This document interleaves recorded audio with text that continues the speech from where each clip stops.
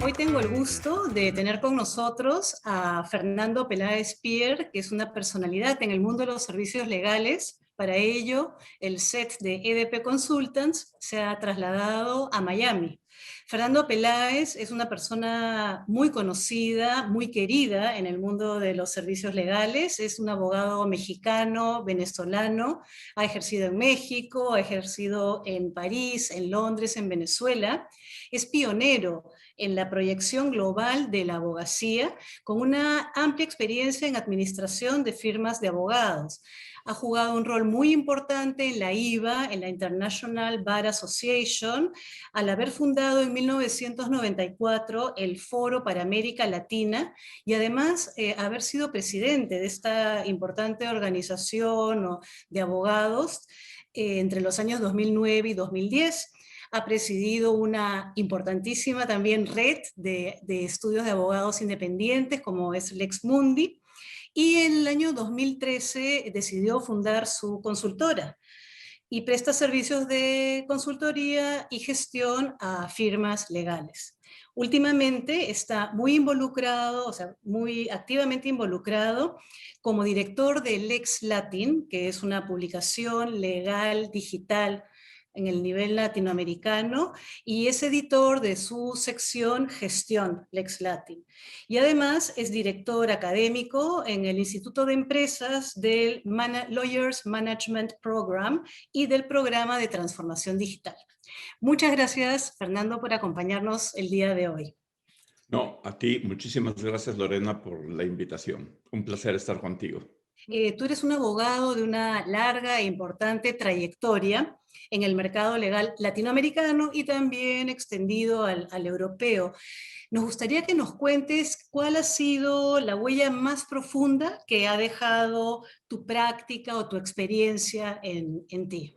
Lo que yo podría decir, la huella más profunda es dada la oportunidad que he tenido de ejercer en distintos países y el haber tenido la oportunidad de presidir dos organizaciones como fue en su momento Lex Mundi en 1992-93 y posteriormente hacer una carrera en la IVA después de haber fundado el Foro Latinoamericano en el 93 y haber terminado como su presidente, me dio la oportunidad de conocer a la abogacía, pues yo diría del mundo entero. Y quizás suene petulante, pero tuve la suerte que cuando fui presidente de la IVA fue inmediatamente después de la crisis financiera del 2008, por lo que en todos los viajes que tuve que realizar entre el 2008 y entre el 2009 y el 2010, a los distintos países que me tocaba visitar, siempre procuré reunirme con los líderes de la abogacía, tanto a nivel de colegios de abogados como a nivel de socios administradores de las principales firmas en cada una de esas jurisdicciones.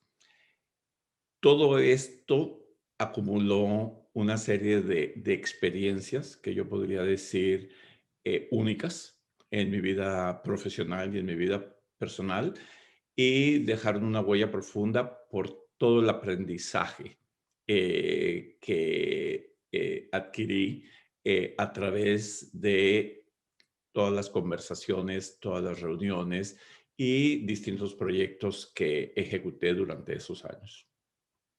Mira, justamente, o sea, hoy en día tú eres la persona to go, como se diría, cuando cualquier abogado tiene alguna duda o necesidad de establecer algún tipo de contacto para que nos ayuden, ya sea tú directamente o algún experto en temas de pricing, ¿no? De precios, de tarifas, en temas de marketing, en temas de gestión, ya más allá del mundo del derecho puro y duro.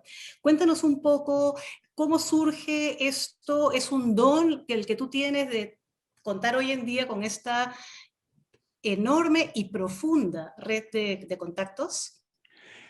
Yo no lo calificaría como un don.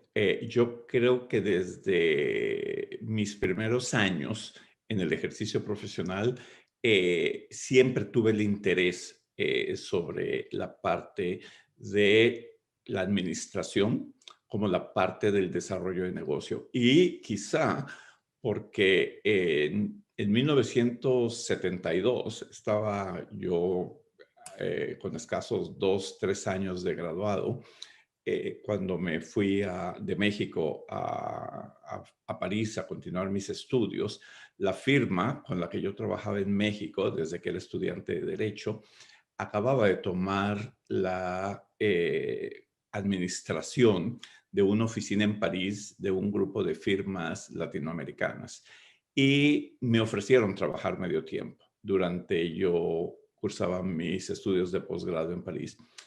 Ese año se convirtieron en 5 años y esos 5 años me dieron la oportunidad de conocer a la abogacía latinoamericana. Y parte de mi función principal era precisamente el desarrollo del negocio de las firmas latinoamericanas en Europa. Y entendí claramente que para desarrollar el negocio había que tener una estructura sólida y una administración dentro de la firma que permitiera a ellas lograr las metas y los objetivos. Y yo diría que ese fue el inicio de mi desarrollo profesional fuera de la parte, como tú dices, dura del derecho. Yo siempre fui un abogado que ejerció la parte transaccional, la negociación de contratos, asociaciones, financiamientos, etcétera, etcétera. Pero también fui por muchísimos años el socio administrador de mi firma en Venezuela y siempre le di mucha importancia en las organizaciones en las que interactuaba, como fue Lex Mundi o como fue la IVA, el que trabajáramos en todos los temas relacionados con la administración de firmas de abogados. Y uno de mis objetivos era traer a América Latina, digamos, todos esos movimientos, por así llamarlos, todos esos conocimientos, a efecto de que la abogacía latinoamericana estuviese al día de todo lo que estaba sucediendo. Yo siempre he dicho que lo que sucede en el norte, o yo solía decir que todo lo que sucede en el norte, en los países sajones, en cuanto a administración de firmas de abogados, tarde o temprano llegaba a las costas de América Latina y tenían un impacto en las firmas latinoamericanas. Hoy en día, producto de la tecnología y producto de las telecomunicaciones, el impacto de esas olas en la costa latinoamericana es prácticamente inmediata.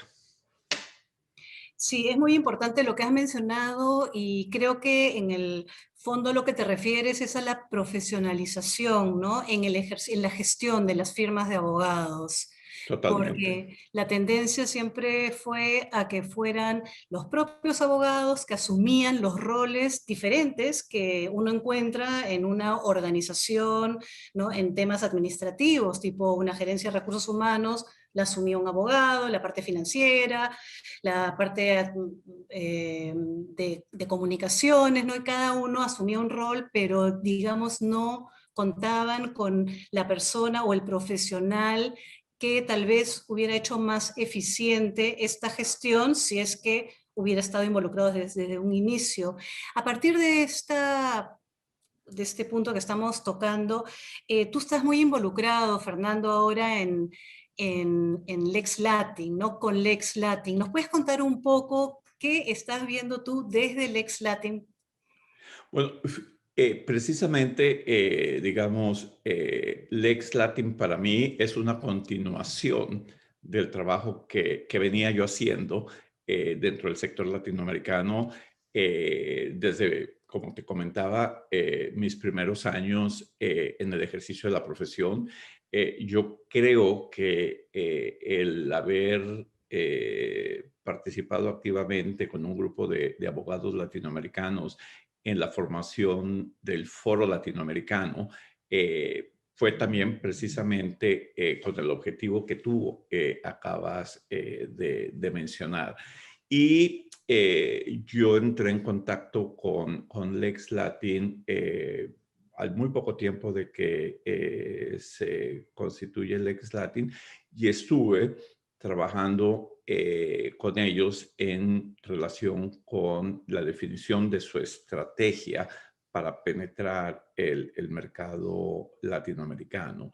Y definitivamente uno de los puntos para mí que eran de mayor interés era traer al sector real latinoamericano en su propio idioma las distintas corrientes que se estaban dando, porque evidentemente tenemos nosotros la oportunidad, y tú lo sabes mejor que yo por tu carrera profesional, que tú tienes acceso a una serie de editoriales sajonas, fundamentalmente, donde puedes tener acceso o a una serie de autores sajones, donde tú puedes tener acceso a la transformación que está viviendo el sector. Y el sector siempre ha vivido en transformación. Lo que pasa es que últimamente, como producto de la pandemia, ya desde el 2008, con la crisis financiera, empieza a haber un cambio muy marcado en el sector. Para mí es un detonante porque es a partir de esa fecha cuando el cliente toma el control de la relación con las firmas y logra, yo creo que ese es el término correcto, imponer una serie de cambios dentro de la relación con sus asesores externos. La pandemia, como ya lo hemos analizado y se ha escrito mucho, es un acelerador. ¿Ok? Entonces, el objetivo era precisamente que Lex Latin se convirtiera en un vehículo donde trajera a la región un contenido en el idioma de la región, en castellano, para todos los países latinos de habla hispana, y nos tomó 5 años, pero consideramos que era necesario introducir Lex Latin en Brasil, en portugués, con un grupo de periodistas brasileños. Es muy satisfactorio para nosotros, para todo el equipo de Lex Latin, para su fundadora, quien tú conoces, Ángela Castillo, y para muchos otros que han participado en este desarrollo, pues el posicionamiento que como un medio especializado en el sector hemos logrado.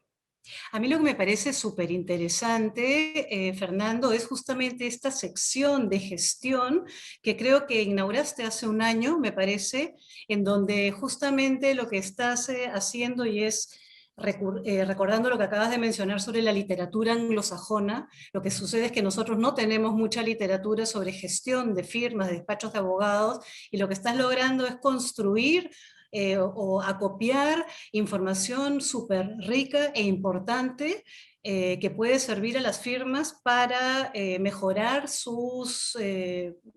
los diferentes aspectos en la gestión de sus organizaciones. Cuéntanos un poco sobre esta sección. Definitivamente, como tú bien lo acabas de decir, es decir, el lanzamiento de la sección es precisamente el traer esa información, el traer todos esos temas a todos nuestros lectores. Felizmente, por una serie de relaciones acumuladas a través de todos estos años, pues pude entrar en contacto con una serie de consultores amigos en distintas partes del mundo que han estado escribiendo y que han estado desarrollando temas de interés. Yo creo que también ha sido una gran oportunidad, pero yo más que una gran oportunidad lo llamaría un gran descubrimiento, entrar en contacto con un buen número de consultores latinoamericanos que han estado trabajando sobre de distintos temas y el traerlos a la plataforma para que desarrollen los temas de su especialidad. Yo creo que también eso ha sido, en mi opinión, un éxito de la sección, el tener la oportunidad de exponer a una serie de profesionales que tienen excelente conocimiento, como eres tú, una de ellas, cada uno en su propia especialidad. Y hemos seguido trabajando en temas relacionados con todo lo que viene siendo la formación del profesional. Llegamos a un acuerdo con una firma de Nueva York que ha desarrollado una serie de programas de formación en una serie de temas.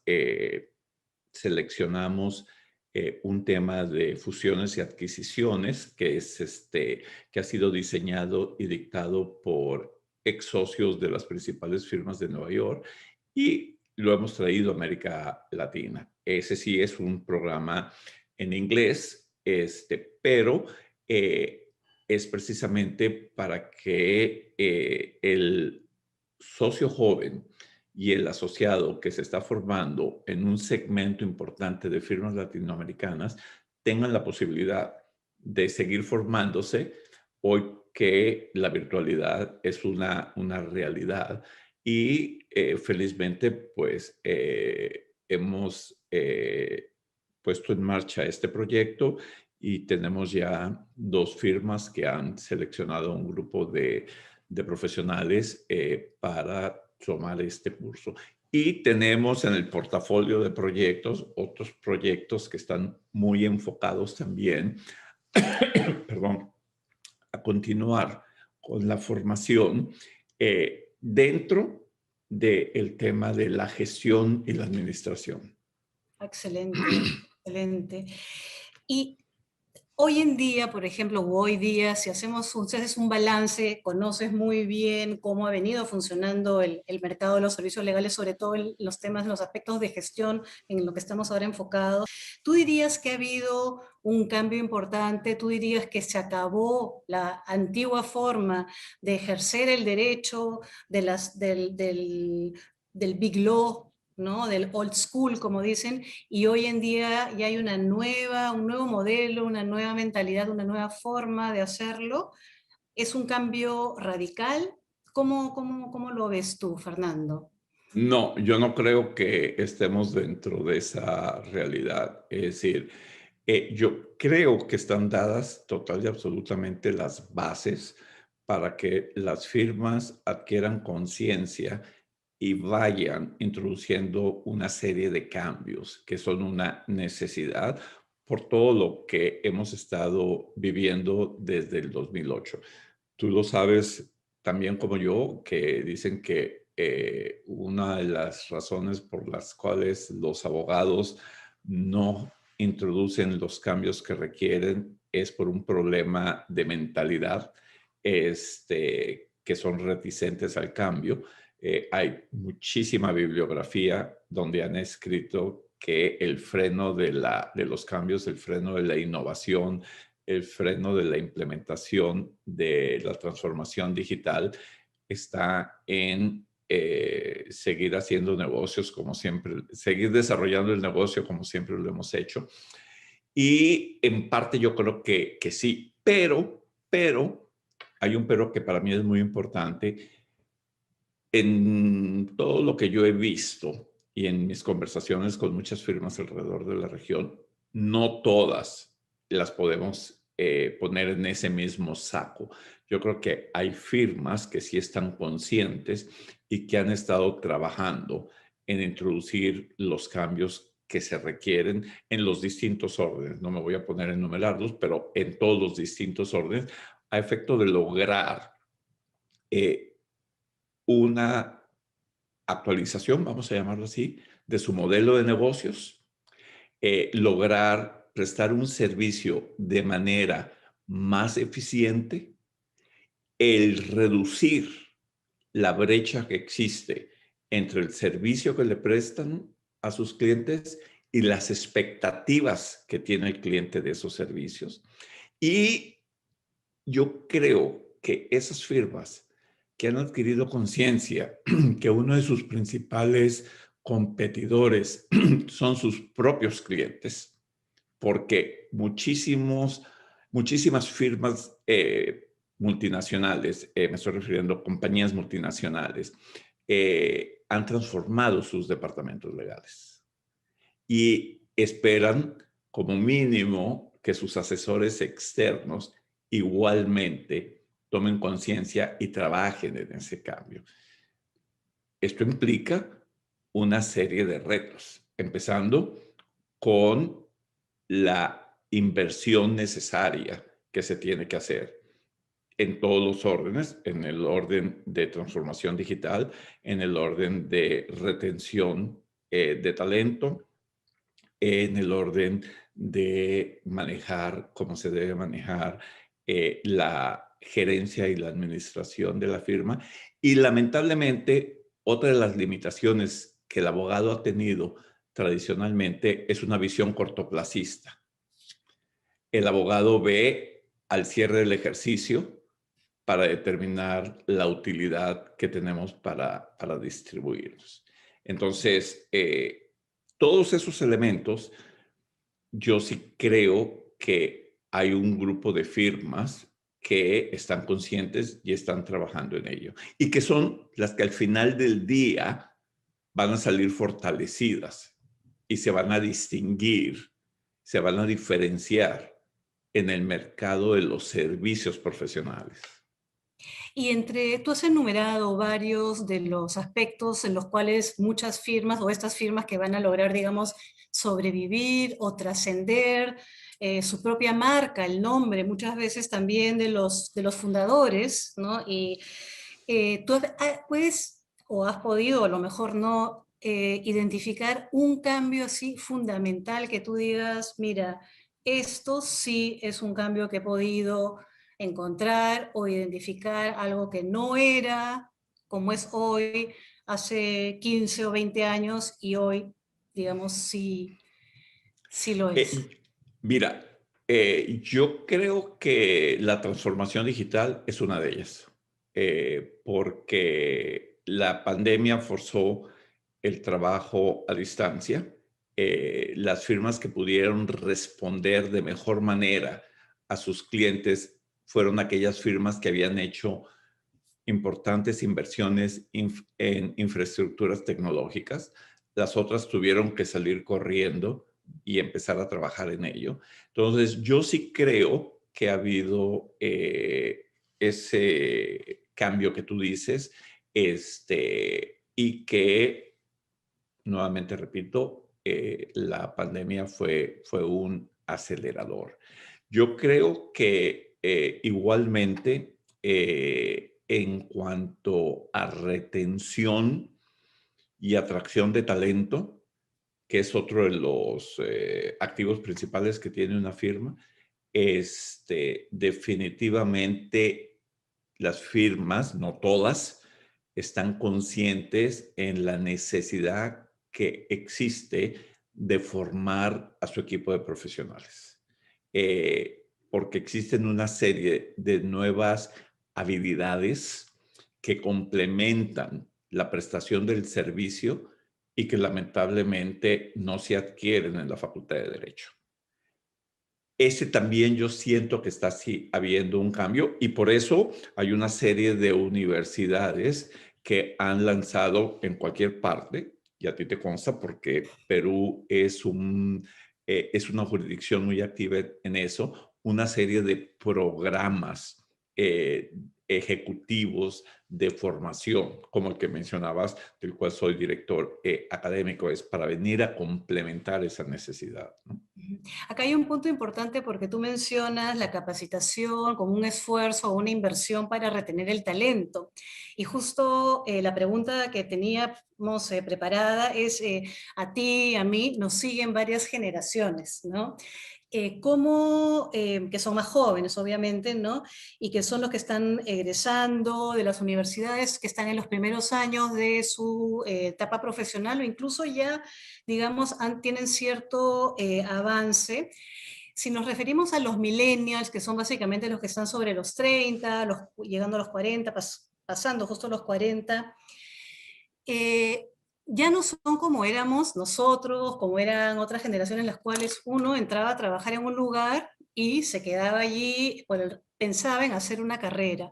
Ustedes en Lex Latin hicieron una encuesta, me parece muy interesante, a asociados jóvenes, para obtener información sobre las expectativas y las percepciones que ellos podían tener. Hay dos puntos allí, ¿no? El primero es, por el lado de la firma, en la inversión en capacitación la pueden tomar pues como un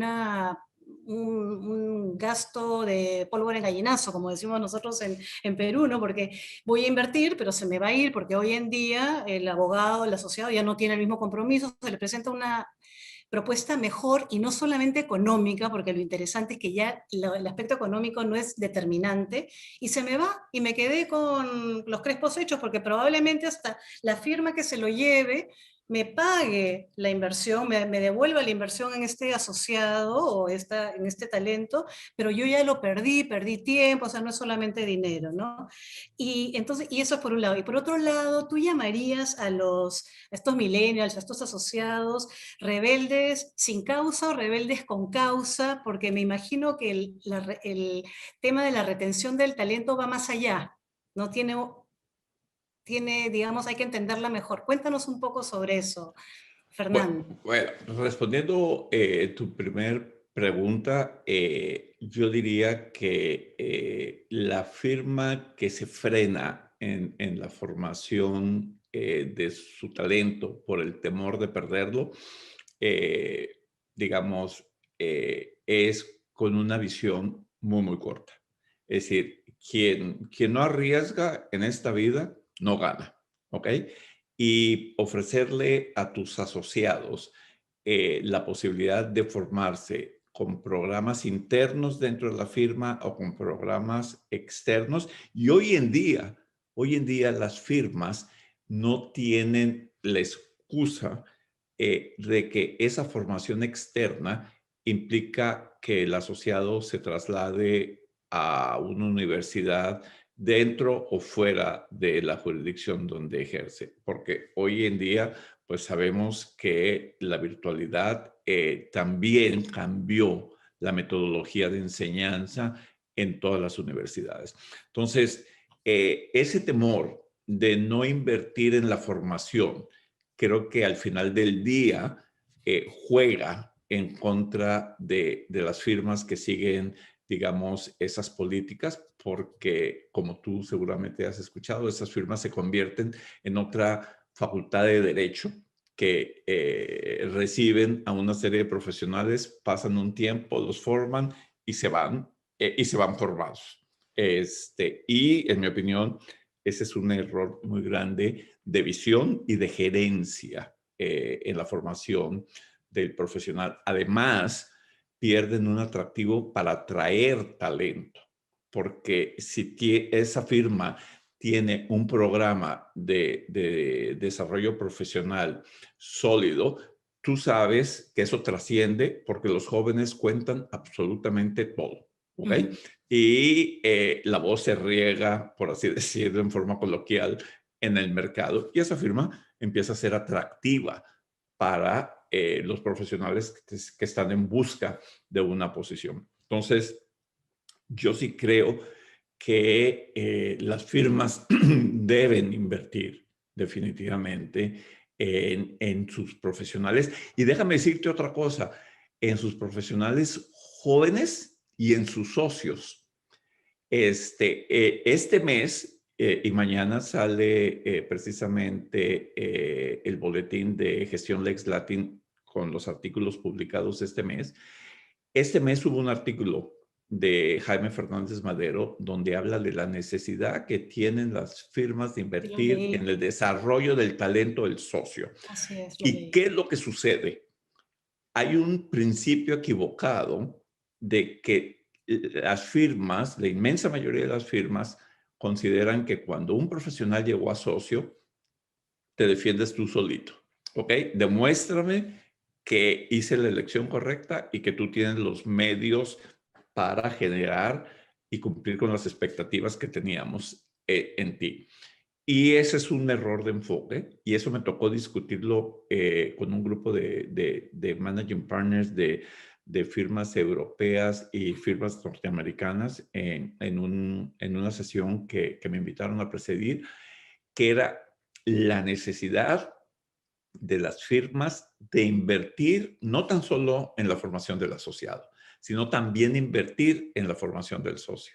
Porque todas las nuevas especialidades que estamos viendo, es decir, el socio no necesariamente las conoce, tiene una riquísima experiencia en muchos aspectos, pero todo lo que hemos estado viendo necesita igualmente un apoyo. Entonces, por ese lado, yo sí creo que ese es uno de los elementos más importantes que las firmas deben de tener en consideración para precisamente diferenciarse, distinguirse, estar mejor capacitadas y que su equipo pueda prestar un mejor servicio a sus clientes, ¿no? Y tu segunda pregunta, no, yo sí creo definitivamente que los milenios son unos rebeldes con causa. Con causa. Eh, ¿Por qué? ¿Por qué son unos rebeldes con causa? Tenemos que entender que es, bueno, una nueva generación, definitivamente, donde su visión es distinta a la visión que yo pude haber tenido, que estoy en la categoría de los baby boomers, definitivamente, y una visión distinta a la generación X también. Entonces, esta generación de millennials tienen unas expectativas muy diferentes, como tú bien lo dijiste, a las que pudimos haber tenido los baby boomers o incluso la generación X. Ellos están en busca de la inmediatez y ellos han cambiado y han transformado en gran medida la parte relacionada con el manejo de talento en las firmas para acomodarlos y entenderlos. Es decir, tú dijiste hace unos momentos que ellos no necesariamente están buscando ser socios. Ellos no necesariamente se van a quedar por el dinero, pero por ejemplo, hay muchas firmas que tienen la posibilidad porque forman parte de firmas internacionales, porque forman parte de alianzas a través de networks, etcétera, etcétera. Y una vez que termine la pandemia, si se vuelve a presentar la oportunidad que todos estos jóvenes se les ofrezca el que salgan al exterior para hacer pasantías en otras firmas, en otros países, para ellos eso es algo que es sumamente valioso. Igual el milenio hoy en día quiere ser evaluado en forma permanente, no a través de el sistema tradicional de evaluaciones cada 3 meses, cada 6 meses. El milenio quiere tener la respuesta, la opinión de con quien trabaja en forma inmediata, de si lo está haciendo bien o si lo está haciendo mal. Y otra cosa que es muy importante, que ha cambiado en gran forma la mentoría como la entendíamos, el milenio no quiere un mentor. El milenio quiere trabajar con los que él considera son los líderes en la firma. Quiere aprender de ellos. Es decir, no quiere que le asignen al socio X con el que no tiene química, ni en lo profesional ni en lo personal. Entonces, eso ha obligado, y eso lo hemos visto en muchísimas firmas el revisar todos esos mecanismos y el milenio yo creo que cambió en gran medida las reglas del juego, por así decirlo, ¿no? Ujú. Súper importante lo que estás mencionando porque realmente son ellos además los que están definiendo el futuro del ejercicio de la profesión, ¿no? Ellos están poniendo las reglas y o uno las toma o si no, Y, eh, y- no y- las y- toma. y- y hay que estar conscientes de que evidentemente todo tiene un límite en esta vida, ¿no? Pero en mi opinión, las firmas tienen que mantener una excelente comunicación, un excelente diálogo a través de sus departamentos o a través de los comités, etcétera, etcétera, para entenderlos, para encauzarlos en el buen sentido de la palabra, Ujú. porque hay que estar conscientes que son los líderes del mañana. Así es. Mira, conversando, en primer lugar, creo que nos quedó un poco pendiente lo de la encuesta, porque en esa encuesta Ujú. los asociados de esa encuesta, mejor dicho, debe haber extraído, a lo mejor todo lo que me has comentado lo has extraído de esa encuesta. Cuando hablamos de retención del talento, los conceptos que me vienen a la cabeza son dos, básicamente. Primero, cultura Ujú. organizacional, que sí me gustaría saber si hasta qué punto está vinculado. Y luego una palabra, un concepto que lo empezó a trabajar o a promover mucho Simon Sinek, que es un gran orador y pensador, muy joven también, y que hoy en día está en el vocabulario de los jóvenes, pero es de cada tres palabras un despropósito, ¿no? Entonces, ¿cómo conjugar esto, retención del talento, cultura organizacional y propósito? Ujú. ¿Podríamos tratar de elaborar alguna reflexión sobre esto, sobre la base de lo que acabamos de conversar y lo que has estado mencionando, Fernando? En mi opinión personal, yo creo que todas las firmas que asumen el compromiso de trabajar en el cambio, eh, en base a todo lo que hemos hablado, van en forma directa modificando la cultura de la firma, definitivamente. Porque eso se refleja dentro de esa cultura que marca la pauta de la firma y que la identifica dentro y fuera.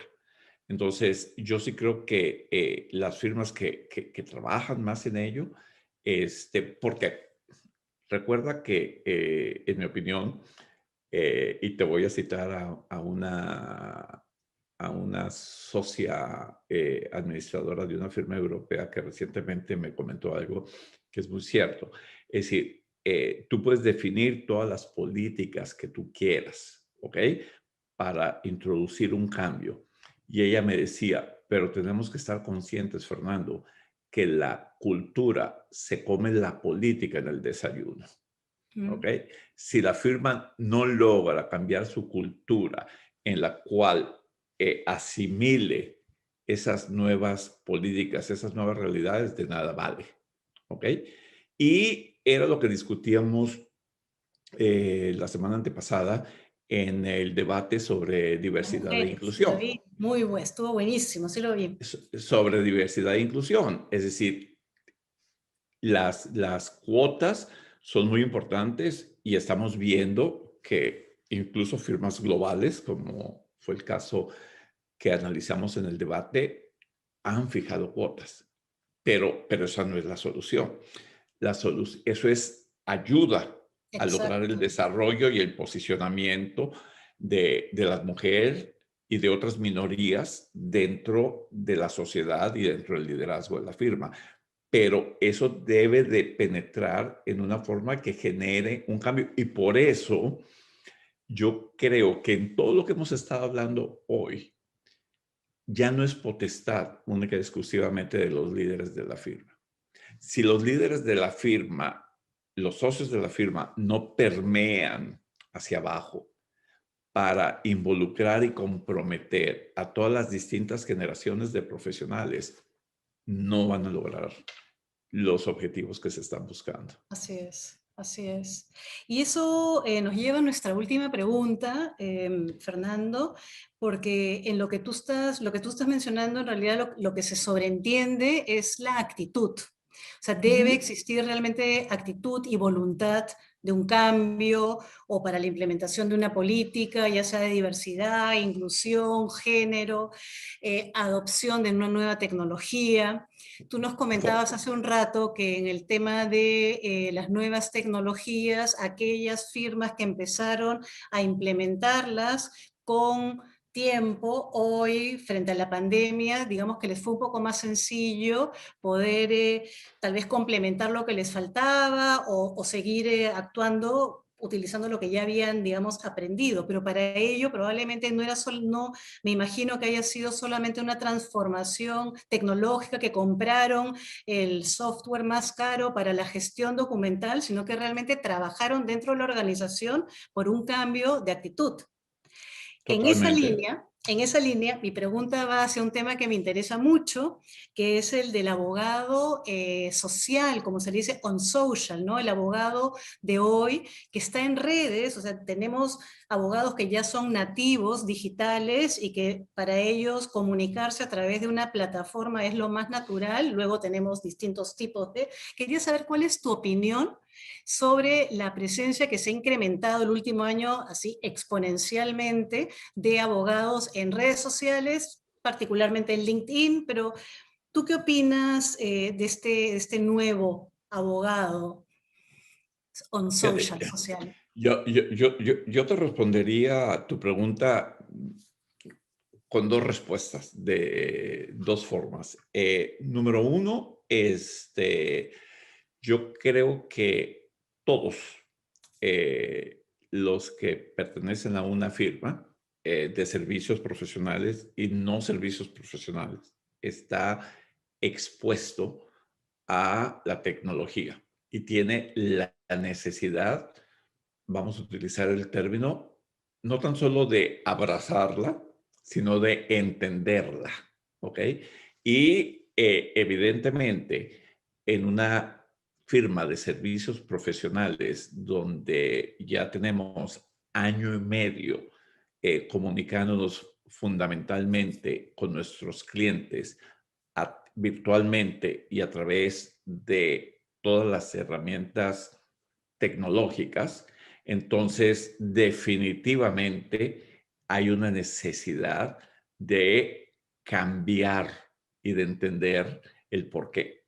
Y tú sabes que se está trabajando mucho en el impacto que tiene el que bajo un mismo techo estén trabajando 4 generaciones distintas, que tienen una visión completamente distinta del negocio. Entonces, definitivamente las firmas tienen un gran reto para conciliar todos esos intereses y lograr y encontrar su propósito, como tú mencionabas hace un momento. Y el otro punto que tú mencionas del abogado social, yo más que llamarlo el abogado social, yo creo que para mí es un abogado digital 100% y que entiende que hoy en día hay dos cosas. A través de las redes no es tan solo proyectar a la firma a la cual tú perteneces, sino también es proyectarte tú, proyectar tu nombre, proyectar tu marca personal como parte de una organización a la cual perteneces.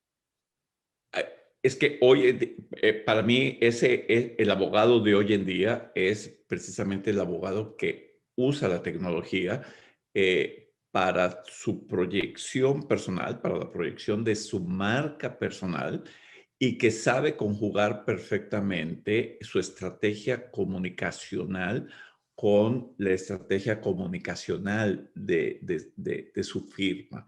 Y ahí se da un beneficio mutuo porque hay un posicionamiento de la firma a través de sus profesionales y definitivamente los profesionales millennials, fundamentalmente los no millennials, porque hay que reconocer que también los no millennials han desarrollado muy buenas prácticas, por así decirlo, de comunicación digital y de proyección de su marca, la proyección de su experticia.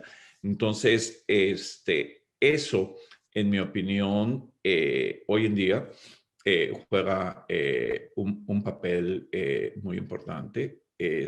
Y como te decía hace un minuto, es parte de conjugar los intereses de estas 4 generaciones para buscar ese fin común dentro de una firma, ¿no?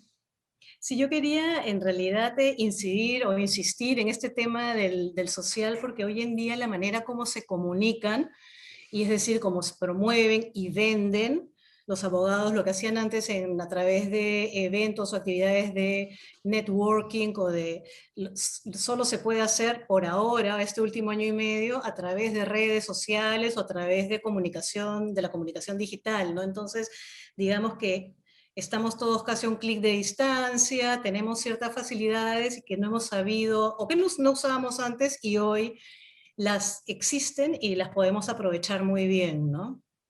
Correcto, correcto. Y yo creo que también ahí hay, digamos, una cuota de responsabilidad importante en las firmas de, como tú también lo hablabas, de que la transformación digital no se da únicamente con la compra de los hierros o la compra del software, sino que tiene que haber todo un proceso de inducción para que el profesional use esas herramientas, definitivamente. ¿Por qué? Porque la firma tiene que apoyar al profesional a manejar estas nuevas habilidades, a manejar todas estas nuevas herramientas. Sí. No, y la palabra Si clave, disculpa, dale. no, no, si tradicionalmente se criticaba que las firmas le pedían a un determinado socio que saliera a promover cuando existía los eventos presenciales, sin analizar si este profesional contaba con las calificaciones, con las aptitudes para hacerlo. Y no se le daba ningún apoyo. Después fueron entendiendo la importancia de trabajar con ellos. Y es igual hoy en día, pero en lo virtual. Ujú. Totalmente de acuerdo. La palabra clave, comunicación. Palabra clave, la interna, externa. Fernando, yo te quiero agradecer. Podría quedarme horas conversando contigo. Ya hemos conversado en varias oportunidades y sí, tenemos siempre para larga charla. No sé si quieras dejarnos algún comentario, algún consejo tal vez para las nuevas generaciones y luego ya empezar a despedirnos y agradecerte esta entrañable conversación y además muy enriquecedora. Mira, para cerrar el comentario que yo podría dar, y no es únicamente a las nuevas generaciones, sino es a las 4 generaciones que trabajan bajo un mismo techo o a las 3 generaciones que trabajan bajo un mismo techo, algo que tú dijiste y que también ha sido una limitación dentro del sector legal, la comunicación.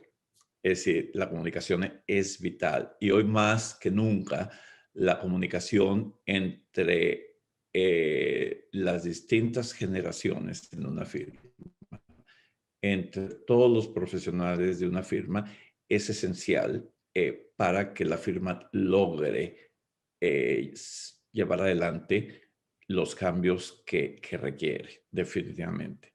Ese sería mi comentario para cerrar y que el liderazgo de las firmas entienda definitivamente que esto es un proyecto en el que tienen que trabajar todos codo con codo, definitivamente. Exactamente. Muchísimas gracias, Fernando, De nada, un nuevamente. placer.